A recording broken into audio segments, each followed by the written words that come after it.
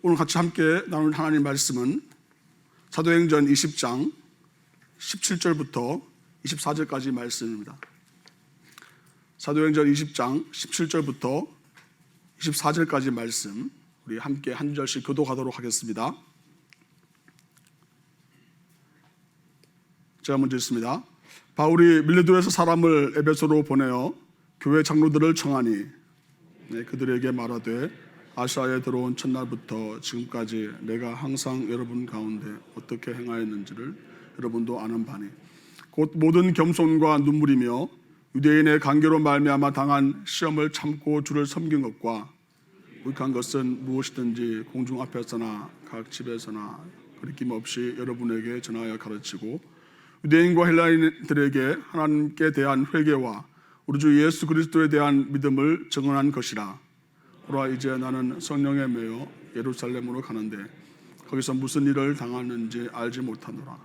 오직 성령이 각 성에서 내게 증언하여 결박과 환난이 나를 기다린다 하시나 내가 달려갈 길과 주 예수께 받은 사명 곧 하나님의 은혜의 복음을 증언하는 일을 마치려 하면은 나의 생명조차 조금도 귀한 것으로 여기지 아니하노라. 아멘.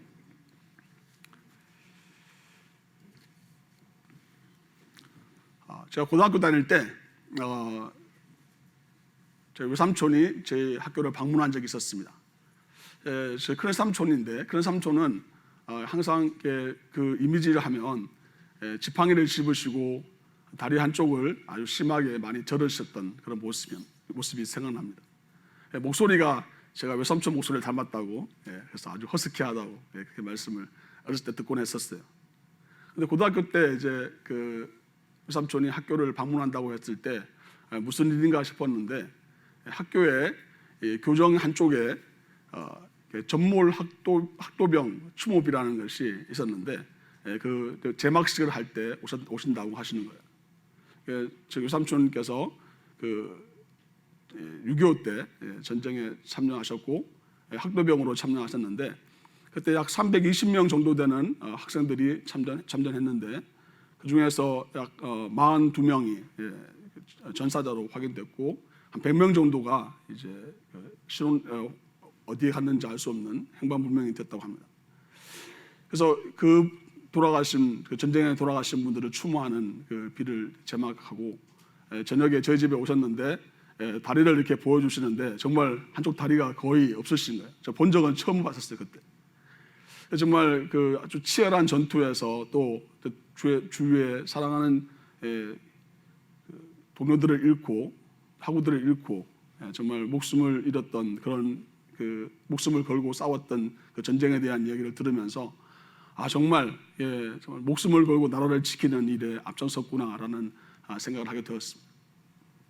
사실 우리가 오늘 말씀은 사명, 목숨을 거는 것, 우리의 목숨을 걸어야 될 그런 정말 사명이라고 우리가 알려진 바울의 마지막 고별 설교를 우리가 듣게 됩니다. 사실 바울의 그 설교가 전체 설교로 나와 있는 부분은 3번 정도 나오는데, 직접 성도들에게 말씀을 전하는 내용들, 다른 두 설교들은 전도를 위한 설교였다면 오늘 말씀은 성도들에게 직접 마지막 고별 설교를 하는 설교였습니다. 사실 제가 고별 설교에 대한 이 바울의 고별 설교에 대한 말씀을 이제 묵상하면서 제가 했던 고별 설교가 생각이 났어요. 우리 교회 사역하기 전에 섬기동 교회에서 청년들을 사역을 했었는데요. 청년들을 정말 열정적으로 최선을 다해서 제가 사역했다고 저는 스스로가 느낄 만큼 아주 열정적으로 사역했었어요.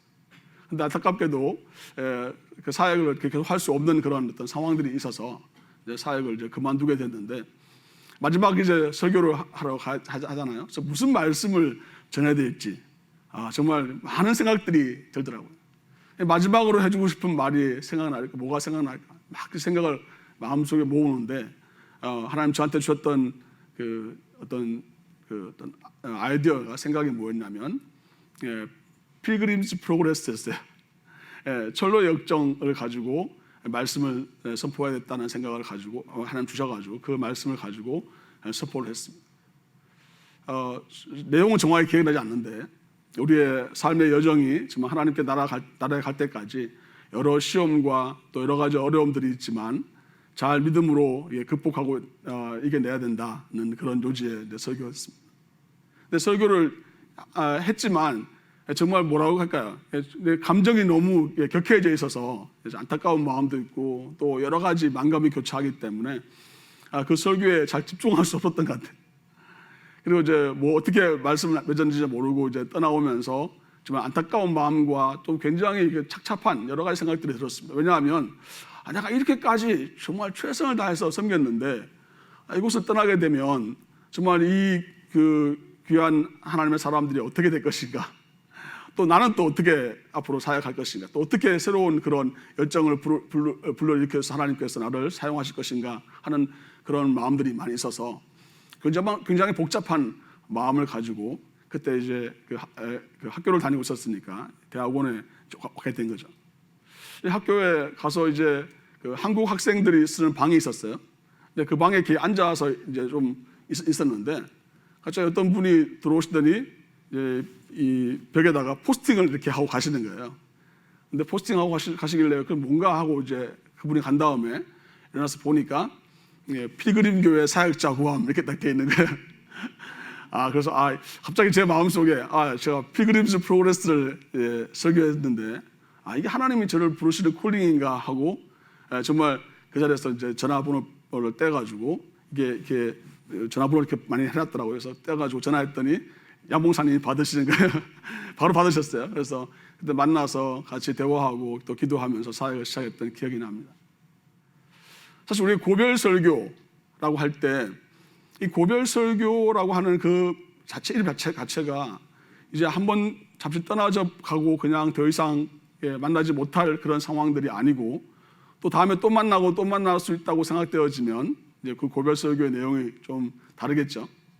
그런데 오늘 우리가 읽었던 이 본문에서 바울이 거듭해서 또 강조되고 있는 내용들을 보면은 그가 이제 더 이상 그 에베소 교인들 또 성도들을 만날 수 없는 상황이 벌어지게 된 것을 보게 됩니다.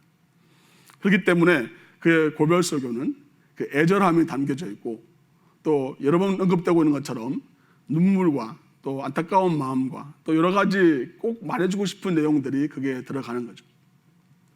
마치 유언과 같은 내용들을 할 수 있습니다. 죽음 예비 학교라는 것이 있죠.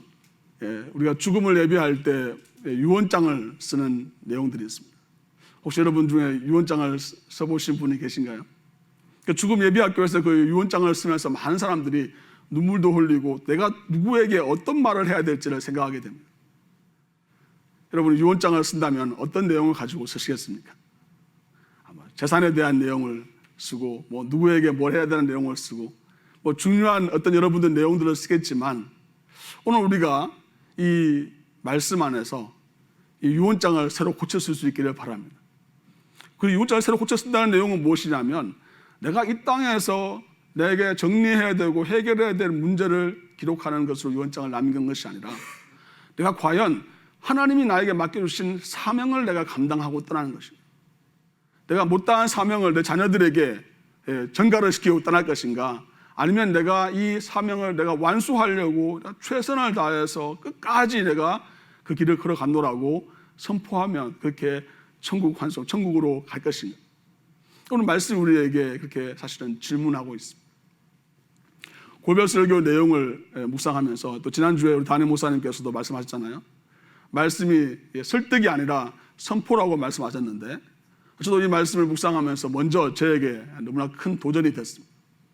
과연 나는 바울이 지금 말하고 있는 것처럼 겸손과 눈물로 교회를 섬기고 있는 것인가? 정말 어느 때든지 담대하게 거리낌 없이 마땅히 해야 될 일들을 성도들에게 가르치고 있는가? 또 나는 정말 예수 그리스도의 복음, 예수 그리스도에 대하여 또 정말 이 믿음, 우리가 믿고 있는 이 믿음과 하나님의 나라에 대한 소망으로 내 마음은 정말 가득 차 있는가? 그렇게 사역하고 있는가? 정말 저도 말씀을 묵상하면서 부끄러운 생각이 들었습니다. 겸손과 눈물, 어떤 의미가 있을까요? 겸손은 사실 우리의 삶 속에서 하나님께서 우리에게 보여주시는 예수 그리스도의 성품이라고 할 수 있습니다. 예수 그리스도의 성품이 온유하고 겸손하다고 말씀하잖아요. 그래서 그와 같이 우리의 성품이 예수님을 닮아가는 것을 의미하죠. 성도들을 대할 때, 또 우리 같이 성도들이 함께 사역하는 사람들에게 겸손과 온유, 또 눈물로 대하는 것은 바로 이 바울이 예수 그리스도의 성품 가운데 거하는 삶이었다는 것을 알 수가 있어요.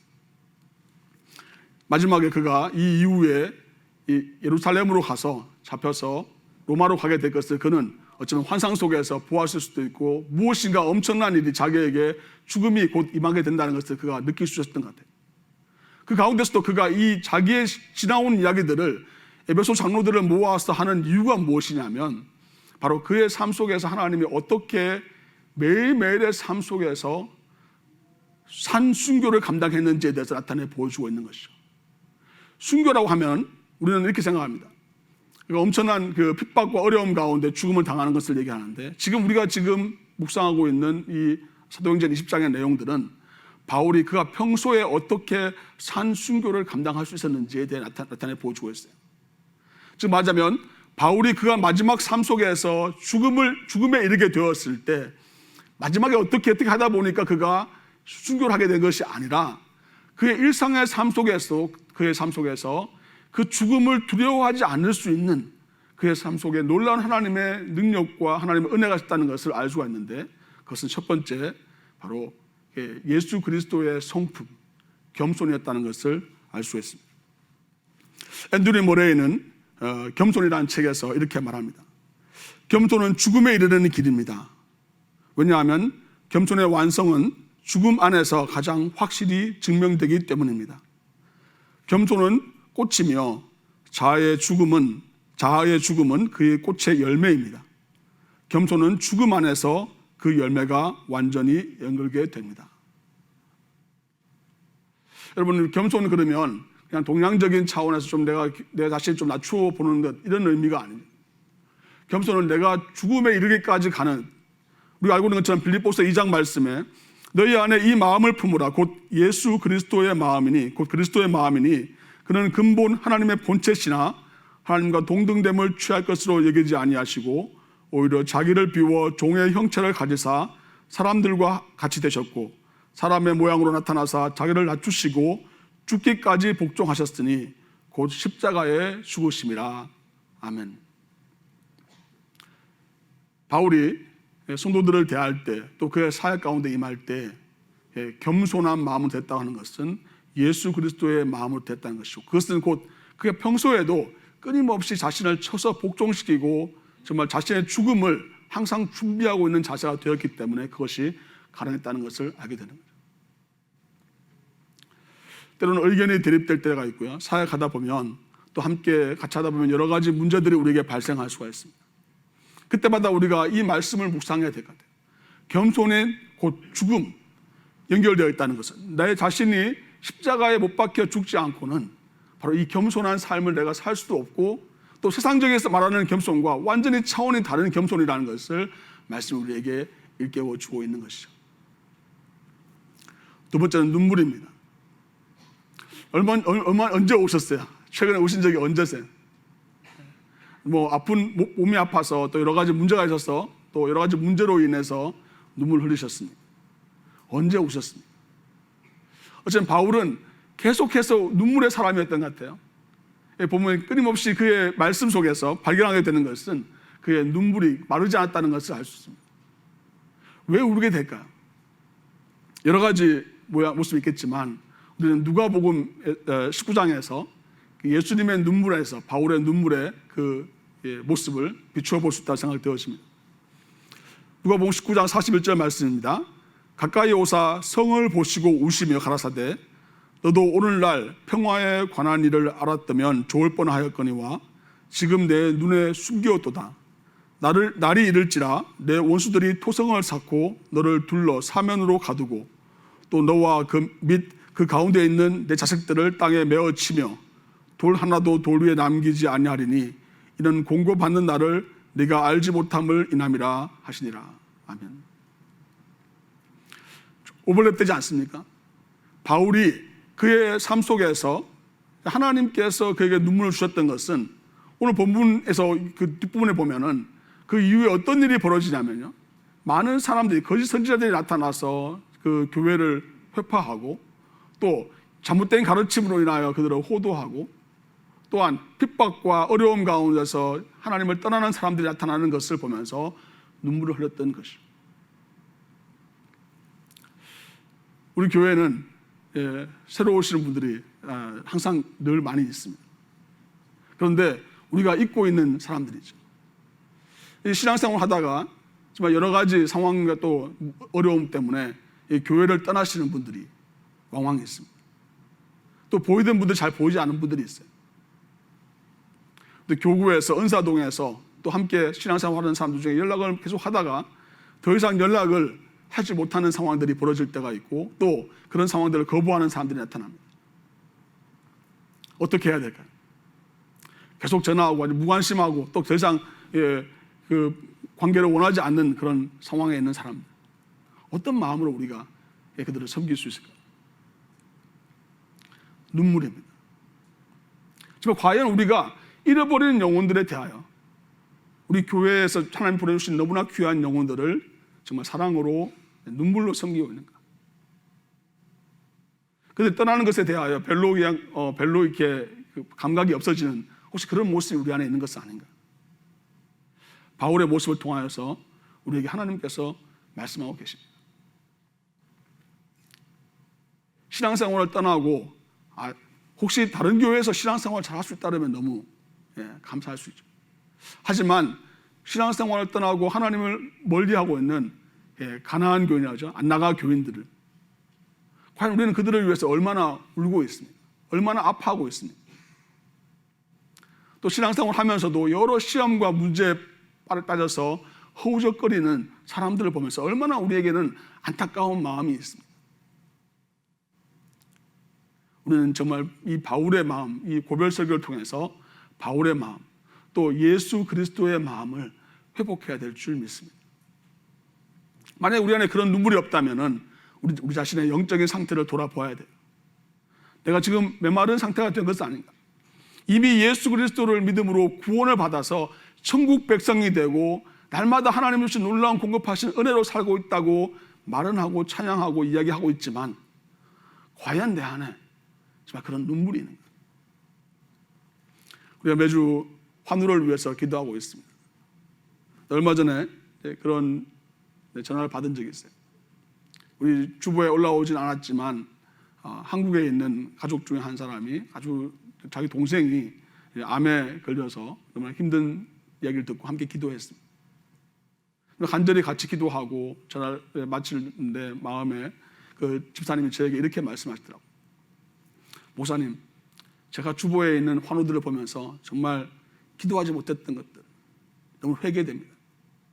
정말 내 가족이 이렇게 아프고 고통스러우니까 정말 기도가 저절로 나오고 수많은 사람들에게 기도해달라고 요청하게 되는데 주보에 그 많은 이름들이 나오는데 내가 그분들을 위해 정말 기도하지 않았습니다. 너무 죄송한 마음이 들었습니다라고 말하는 것을 듣게 되었습니다. 선교지는 어떻습니까? 오늘도 최남현 선교사님의 선교지 얘기를 들으면서 마음이 미어지잖아요.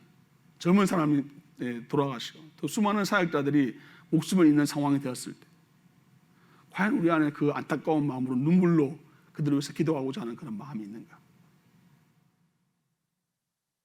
어쩌면 우리는 그냥 주보에 나오니까 그냥 형식적으로 대략대략 기도하고 넘어갈 때가 얼마나 많은지 제 자신을 돌아보게 되는 거죠. 정말 주님께서 우리에게 원하시는 것은 바로 그 주님의 마음을, 겸손한 마음, 또 주님의 마음인 바로 그 눈물을 우리 안에 채우기를 원하신다는 거죠.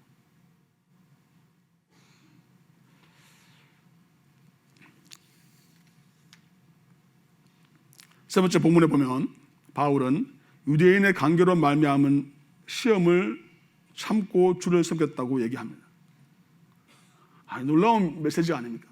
그의 고별 설교를 하면서 그의 마음속에 시험이 있었다는 것을 고백하는 거예요. 여러분, 교회 안에 시험이 없나요? 문제가 없나요? 여러분 가정에서 시험이 없나요?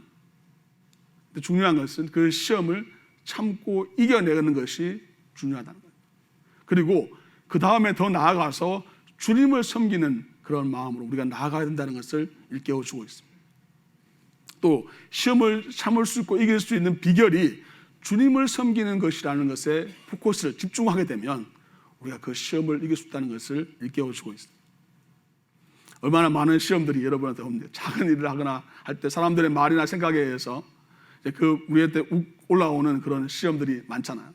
내가 꼭 굳이 뭐 이런 일을 해야 되나? 내가 꼭 굳이 그냥 그만두면 되지, 안 하면 되지. 분노하고 짜증나는 일들이 일어나죠. 그때 우리가 집중해야 될 것은 내가 지금 하는 일이 사람들에게 보이기 위한 일이 아니라 무슨 일이라고요? 주님을 섬기는 일이라는 것은, 거기에 내가 집중하고 내 마음을 들이게 되었을 때 우리는 그 시험을 이길 수 있고 그 시험을 참을 수 있고 또 그 시험을 이기고 승리하게 될 줄 믿습니다. 유익한 것은 거리낌 없이 가르쳤다 말씀하고 있습니다.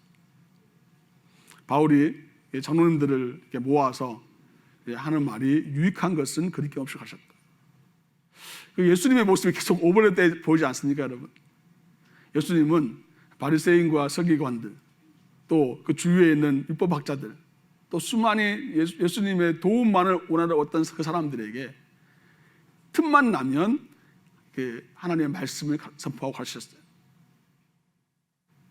사실 우리가 모임 가운데 함께하고 있을 때 틈만 나면 자기가 하고 싶은 아젠다를 이야기할 수 있는 그런 기회들이 생길 수 있잖아요. 근데 그때마다 우리가 집중해야 될 것은 무엇입니까? 바로 하나님의 말씀을 나누고, 우리 교회 커피 브레이크 성경 공부, 큐티 모임, 또 여러 가지 모임들이 참 많이 있지만 그때 말씀 자체를 공부하기 위한 모임이 아니라 정말 틈만 나면 또 거리낌 없이 하나님의 말씀이 놀랍게 선포되어지는 공동체가 되기를 주님의 이름으로 축복합니다. 아멘. 그래야 됩니다.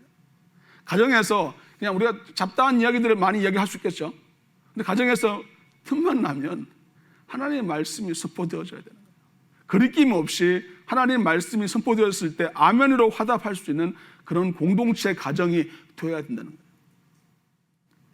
바울은 그의 고별 설교에서 그 성도들에게 바로 그런 하나님 주신 놀라운 그 비결을, 영적 비결을, 그 비밀을 말씀해 주고 있는 거예요. 하나님의 말씀이 거리낌 없이 언제 어디에서나 선포되어야 된다는 거죠. 바로 그 선포됨으로 말미암아 사단의 권세가 물러가게 되고 하나님의 말씀이 선포되어질 때에 죽었던 영혼들이 살아나게 되고 하나님의 말씀이 우리의 삶 속에 일하시는 것을 우리가 증거하게 되었을 때에 하나님께서 일하시는 것을 우리는 보면서 영광을 하나님께 돌려드릴 수 있게 되는 거죠. 우리의 생각을 끊임없이 파고드는 수많은 생각들이 있잖아요. 그 생각들을 우리가 다른 사람들에게 전달하는 것이 아니라 하나님의 말씀이 나에게 살아있고 운동력이 있어서 역사하는 것을 다른 사람들에게 선포하고 나눌 수 있는 귀한 성도 되기를 주님의 이름으로 축복합니다. 아멘.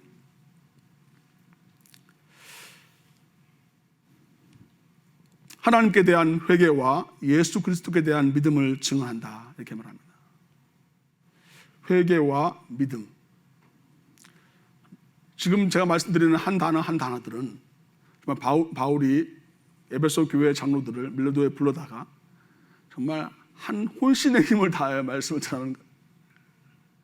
가장 에키스트의 가장 핵심적인 내용이 뭐냐면 회개에 있다는 것을 말씀해 주고 있습니다. 금방 들었던 말씀, 겸손과 눈물과 또 하나님의 말씀에 대한 말씀을 듣게 되면 그렇구나, 그렇게 해야지, 아니에요. 뭐냐면 내가 그렇지 못한 삶에 대하여 하나님께 철저하게 내 자신을 내어놓는 회개가 필요하다. 하나님, 내가 그렇지 못한 삶을 살았습니다라고 하나님께 내 입술로 자백하는 회개가 반드시 필요하다는 거죠. 그 회개 이후에 하나님께서 우리에게 뭘 주시냐면 믿음을 부어주십니다. 내 삶 속에 하나님이 어떻게 역사하시고 말씀하시는지를 들을 수 있는 믿음이 우리에게 주어진다는 거예요. 우리는 믿음의 사람이 아닙니다. 어떻게 믿음이 주어질 수 있습니까? 회개가 없으면 하나님과의 관계가 끄끄러워지면 내 안에 믿음이 들어갈 수 있는 자격이 없죠. 스페이스가 없어요. 그렇기 때문에 그곳에 내 하나님께서 나에게 주시는 그 놀라우신 하나님의 세계를 바라볼 수 있는 마음이 생기지 않습니다. 그런 믿음이 생기지 않습니다. 그러나 내가 회개를 하게 되면 하나님과 관계가 회복이 되면 어떠냐면 하나님 나를 초대하시는데 나에게 보여주시는데 놀라운 하나님의 역사와 하나님의 놀라운 세계가 우리에게 펼쳐지게 되는 거죠. 그것을 바라보면서 나에게 믿음이 생기면서 내가 담대한 마음이 들고 능히 이 모든 것을 이길 수 있는 능력이 나에게 주어지게 되는 것이죠. 말씀 우리에게 이 바울이 어떤 상황에서 이 말씀을 전하는지 나타내 보여주고 있습니다. 22절 말씀입니다. 제가 다시 읽습니다.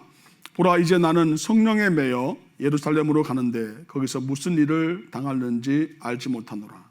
23절에 나옵니다. 오직 성령이 각 성에서 내게 증언하여 결박과 환난이 나를 기다린다 하시나.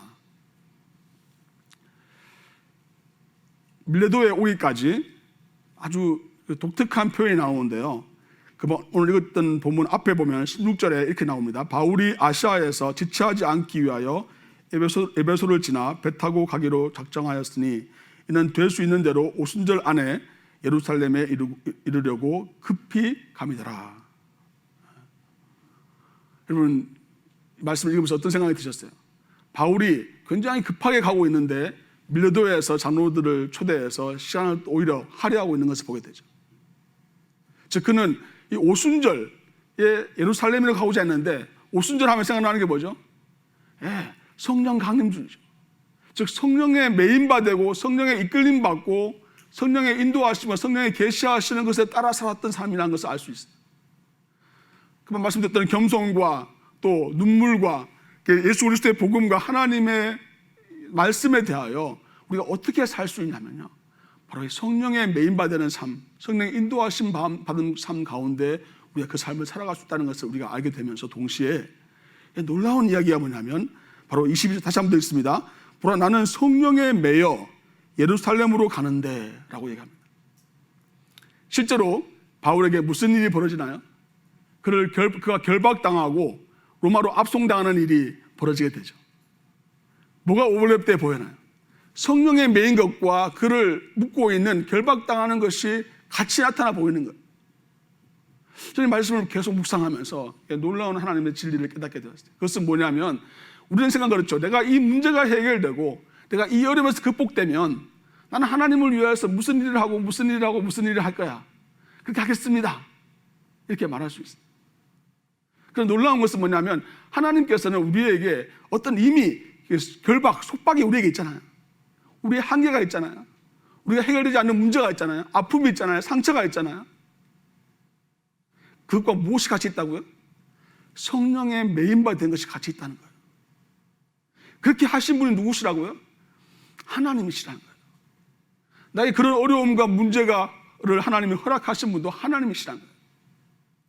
그래서 우리에게 놀라운 깨달음을 주는데 그것은 무엇이냐면 내가 그 문제가 해결되고 끝장나서 아무 문제가 없어서 내가 하나님 일을 마음껏 할 수 있는 것이 아니라 오히려 내가 매여있기 때문에 나에게 이 문제가 있기 때문에 내가 이 아픔이 있기 때문에 내가 이것을 통해서 하나님의 일을 오히려 하나님의 성령의 안에서 감당할 수 있게 되는 것이고 나의 매임이 복음의 진보가 된다고 바울이 말했던 것처럼 바로 그의 연약함이 그의 상처와 아픔이 오히려 정말 매여있는 사람들, 상처받은 아픔이 있는 사람들, 어려움 있는 사람들에게 다가갈 수 있는 통로가 되고 그들에게 복음을 전할 수 있는 정말 중요한 매개점이 된다는 것을 바울이 우리에게 알려주고 있는 것이죠. 여러분에게 어떤 해결되지 않는 문제가 있습니까? 어떤 답답함이 있습니까? 어떤 상처가 있습니까? 성령 안에 성령에 매여서 성령의 인도하심 받는다는 것은 그 문제에 넘어서 아무 문제가 없을 때가 일어나는 것이 아니라 바로 내가 그 매여있는 답답함 그 가운데서 내가 주님과 함께 씨름하고 주님과 함께 아파하고 주님과 함께 동행하는 삶 가운데서 나에게 주어지는 놀라운 하나님의 축복의 통로가 열리는 것을 우리 하나님께서 역사하시는 것을 보게 됩니다. 개인적 어려움이 있는 성도님과 상담을 하고 대화한 적이 있었어요. 깊은 아픔, 어려움들 다 말씀드릴 수 없지만 그분 눈에는요 어려운 사람들이, 자기와 같은 어려움의 사람들이 보이기 시작하는 거예요. 그 사역을 위해서 헌신하고 섬기는 그런 마음들 하나님이 열어주시는 거예요. 다른 분들은 그것이 별로 문제가 별로 이렇게 크게 안 다가오는데 본인에게는 그 똑같은 아픔, 비슷한 어려움들이 있었기 때문에 정말 그들의 마음이 이해가 되는 거예요. 예수님께서 십자가에 달려 돌아가시는 과정 우리가 찬양하면서 너무 잘 알고 있고 비아 도로로사도 우리가 잘 알고 있지만 실제로 그 과정 속에서 예수님께서 그 고난을 당하시는 모든 과정들을 왜 성경 말씀이 마치 슬로우 비디오를 보여주는 것처럼 아주 자세하게 설명하고 있을까요? 그래서 주님께서 우리의 모든 고난을 체휼, 몸으로 긍휼히 여기신 분이시기 때문에 그 고통과 아픔을 주님께서 다 감당하셨다는 것을 우리에게 나타나 보여주셨어. 우리가 어떤 아픔과 고통에 있다 하더라도 예수 그리스도의 십자가 앞에 가게 되면, 예수 그리스도의 능력 앞에 가게 되면, 그 이름 앞에 가게 되면 모든 문제가 자유함을 얻을 수 있다는 것을, 우리의 모든 죄가 사함을 입을 수 있다는 것을 우리에게 나타내 보여주시기 위해서 주님께서 고난당하시고 십자가에서 죽으셨습니다. 하나님 사랑하시는 귀한 성도 여러분, 여러분은 지금 억누르고 있는 속박이 무엇입니까? 마지막 유언을 생각하시기 바랍니다. 그 문제를 해결하기 위해서 내가 끊임없이 노력했지만 못다 해놓으라고 네가 남은 자녀들에게 또 남은 사람들에게 그걸 전가시키는 그런 유언을 남기시겠습니다. 부담을 주는 유언을 남기시겠습니다.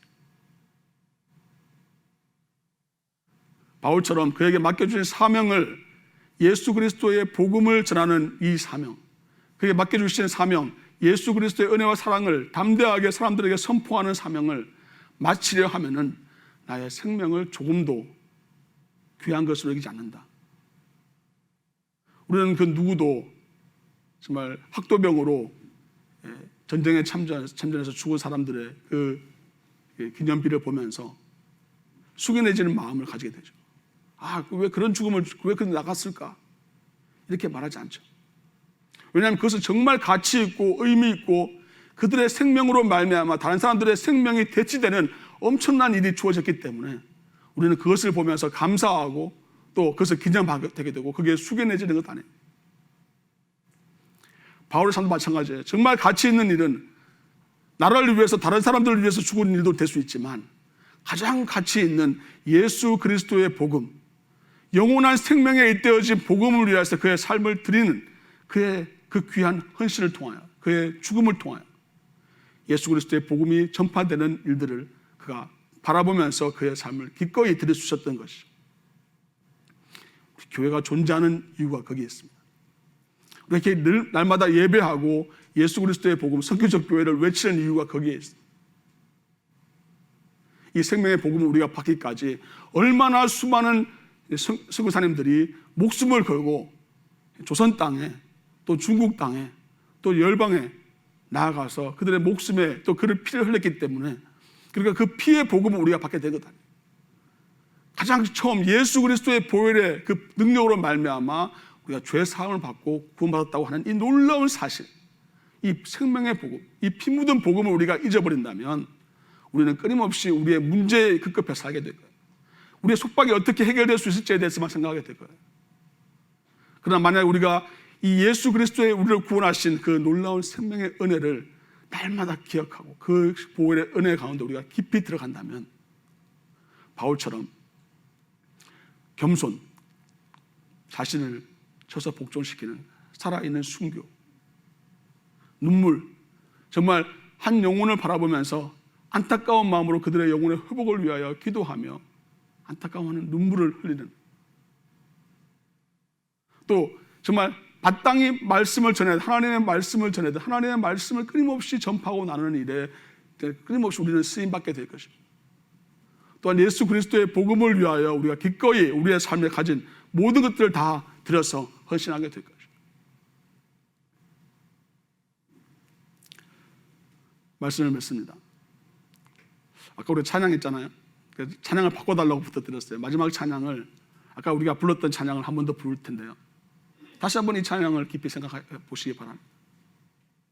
사명, 맡겨주신 사명이 무엇인지 한번 생각해 볼 수 있기를 바랍니다. 기도하는 마음으로 하나님 내 자신의 삶을 드립니다 고백하는 마음으로 여러분의 사명을 발견할 수 있는 시간 될 수 있기를 바랍니다. 자리에서 일어나셔서 한번 기도하겠습니다. 기도하실 때 여러분의 사명을 한번 생각해 볼 수 있기를 바랍니다. 마라나타 주 예수의 오시옵소서라고 나아가면서 주님을 찬양할 수 있는 여러분의 삶인지, 아니면 여전히 나의 문제와 어려움 가운데서만 허덕이고 있는 나의 삶이 아닌지, 하나님께서 나의 부르시는 그 사명을 발견할 수 있는 잠시 묵상으로 기도하면서 주님의 은혜와 하나님의 주신 놀라운 내 삶을 향한 하나님의 사명을 발견하는 기도를 드리도록 하겠습니다.